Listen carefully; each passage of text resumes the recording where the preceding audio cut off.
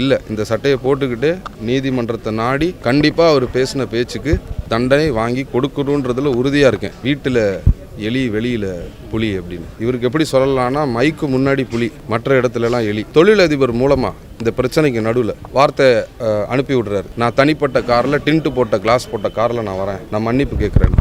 நான் அதை ஒத்துக்கலை, எனக்கு உடன்பாடு இல்லை, நான் சொல்லிட்டேன். வேண்டாம், பொதுவெளியில் இவ்வளோ பெரிய குற்றச்சாட்டு வச்சுருக்கிறீங்க, சாதி ரீதியாக செயல்படுறாரு, பிறப்பு வெறுப்பு, என்னுடைய வீட்டில் இருக்கிற பெண்களை எல்லாம் ஃபோட்டோகிராஃபெல்லாம் மார்க் பண்ணியிருக்கிறார், என் குழந்தைங்களுக்கு கொலை மிரட்டல் விட்டுருக்குறாங்க அவங்க கட்சிக்காரங்க.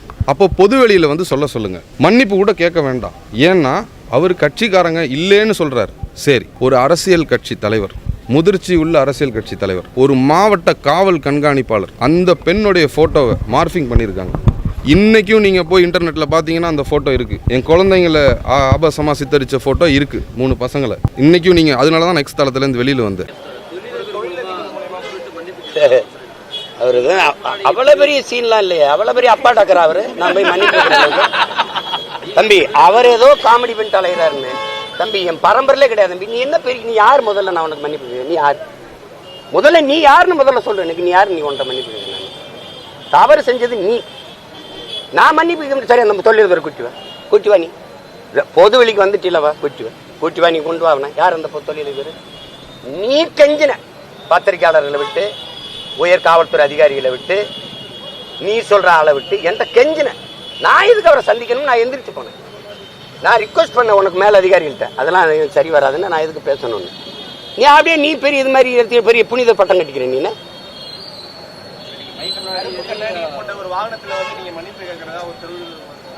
அதான் சொல்லிக்கிட்டு இருக்கேன். எதுக்கு மன்னிப்பு? நீ முதல்ல யாருன்னு சொல்லு. உன்ட்ட எதுக்கு நான் மன்னிப்பு கேட்கணும்? உன்னை பயந்துக்கிட்டா? உன்னை பயந்துக்கிட்டு நான் மன்னிப்பு கேட்கணும்? நீ தான் கெஞ்சின. உன் நீ நேருக்கு நேரம் நின்று என்னோட பேசுவியா? நீ கெஞ்சினியா? இல்லை. நான் உன் நாகரிகங்கிறது சில அதிகாரிகள் பேரை சொல்ல விரும்பல, பத்திரிக்கை பேரை சொல்ல விரும்பல. எல்லாரையும் அனுப்பி எனக்கு முடிச்சு விடுங்க, அண்ணனுக்கு எனக்கு தகராறு வேணாம், பிரச்சனை வேணாம்னு சொன்னது நீ. நான் எதுக்கு அவர்கிட்ட போய் பேசணும்னு எந்திரிச்சு போனவன் நான். நீ தான் பெரிய அப்பாட்ட பெரிய இவராச்ச, துப்பாக்கி பெரிய பெட்டாலியன் வச்சிருக்க. எனக்கு பாதுகாப்பு இல்லைன்னு சொல்றது கேவலம் அல்ல? சும்மா நீங்க சும்மா என்னை மோதி ஒரு ஆளா காட்டிக்கிறேன்னு நினைக்காத. இதெல்லாம் இது பண்ணிக்காத. நீ தம்பி யாரு? நீ சரியான ஆண்மகன், எனக்கு தண்டனை பெற்று கொடு. நீ கொடுத்துறா, நீ பாக்கணும், கொடுத்துரு, நீ பாக்குற. நீ அக்யூஸ்ட், நீ காட்சி சட்டைகளை மறைஞ்சிருக்க கிரிமினல். நீ செல்போன் திருடன், ஆடியோ திருடன், 14 அதுல இருந்து ஆடியோ திருடன். நீ நேர்மையாளன் சொல்ற. இந்த ஆடியோ வெளியிட்ட ஐயோக்கிய நீயா இல்லையா? நீ சொல்லு. இந்த அரசு என்னோட மோத துப்பு இல்லாம நீ அவனை முன்னாடி நிறுத்திக்கிட்டு பின்னாடி இந்த ஆட்டம் காட்டிக்கிட்டு எதுக்கா? நீ அவன் டப்புன்னு டிஜி ப்ரொமோஷன், அதுவும் பொண்டாட்டியும் புருஷனையும் ஒரே பக்கத்து அனிமன் ட்ரிப் மாதிரி. இவர் இங்க இருப்பாரு, அவங்க திண்டுக்கிற டிஐஜி வேற இடத்துக்கு போட மாட்டேன். எல்லாருக்கும் பணி மாறுதல், இவருக்கு மட்டும் அது இடத்துல. என்ன பண்ணிடுவேன்? நீ என்ன பண்ணிடுவேன்? நீ என்ன பண்ணிடுவேன்னு சொல்லு. என்ன பண்ணிடுவேன்? தண்டனை விட்டு என்ன பண்ண சொல்லு. யாரு? அவர்கிட்ட சொல்ல சொல்லு. ஆரம்பிச்சது நீ. செல்போனை திருடிட்டு போய் இதை போட்டு ஆடியோ போட்டு திமுக ஐடி விங்க கொடுத்து அங்க இருக்கிற சில அல்லக்கைகள் கொடுத்து பேச வச்சது நீ. அதை ரசிக்கிறேன். நீ கொடு. நீ எனக்கு நீ உனக்கு நேரடியா மோதம் இல்ல. அவர் ஒரு காய்ச்சி சட்டைகளுக்கு வச்சு இதை சீண்டி பாக்குற. நான் அதை கண்டுக்கிறாம போகணும்னு நினைக்கிறேன். உங்க மாதிரி ஆளுக திருப்பி அதை இழுத்து விடுறீங்க. எனக்கு அவர் ஒரு ஆளு, அதான் சொல்றாரு. நீங்க இதை கேட்டுக்க வேண்டியதில்லை. எனக்கு பதில் என் தங்கச்சி எல்லாம் பேசியிருக்கணும். இதெல்லாம் நீங்க பேச வைக்கிறீங்க என்னைய. நான் என்ன வேலை செய்யறேன், அவர் என்ன வேலை செய்யறாரு? நான் அவருக்கும் அவர் பிள்ளை வீட்டிலுக்கும் சேர்த்து போறேன். அது தேவையில்லாம அவர் போயிட்டு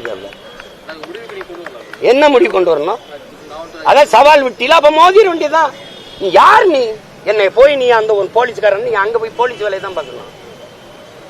இவ்வளவு பெரிய வேலை செய்யற ஒரு சாதாரண இதுல இருந்து நின்று இந்த மொழிக்கும் இனத்துக்கும் மக்களுக்கு மனுக்குமா போராடி 136 வழக்க வாங்கி நின்று ஒருத்தன் கடை வச்சுட்டு 14 வருஷமா முடங்கி இருக்கு. ஒன்னும் செய்ய முடியாது. எத்தனை அவமானம், ஏச்சு, பேச்சு எல்லாத்தையும் தாங்கிட்டு இந்த மக்களுக்காக நின்று போராடுறேன்னு Tamil fascist, Tamil chauvinist, separatist, பிரிவினைவாதின்னு பேசிட்டு போலீஸ்காரன் வேலையாது.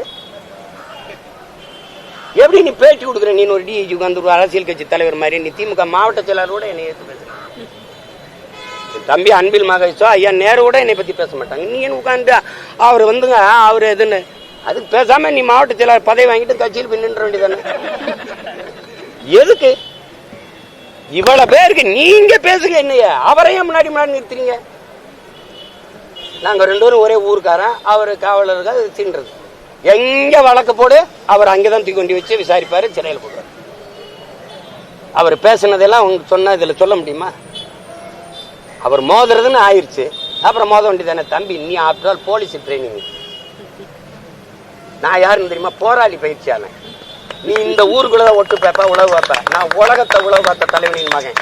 நீ சும்மா போட்டு இது பண்ணிட்டு இருக்காத. நீ போட்டு நீ என்ன வேணாலும் செஞ்சு பாரு, நீ செஞ்சு பாரு. மோதுவும் ஆயிடுச்சுல மோதுவும். இதே அதிகாரம் அந்த திமுக இருக்கிறவர் தான். இவங்களை நம்பிட்டு நீ ஆடிட்டு இருக்க. 26க்கு அப்புறம் இவங்க என்ன பாடுபடுறாங்கன்னு பாரு இந்த திராவிட தீர்ப்பு பயிலு. நீ பேசிட்டு